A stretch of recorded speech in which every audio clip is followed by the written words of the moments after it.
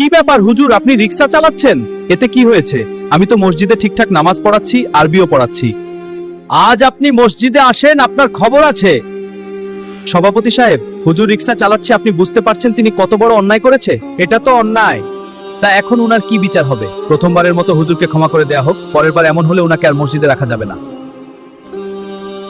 আমার একটা প্রশ্ন আছে।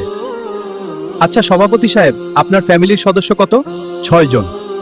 আপনার মাসিক ইনকাম কত? 1 লাখ টাকার কাছাকাছি। সবার কি ঈদের জামা কাপড় কিনা হয়েছে? হ্যাঁ হয়েছে তো। যদি টাকার জন্য ঈদের জামা কাপড় কিনা না যেত, আপনার কেমন লাগতো?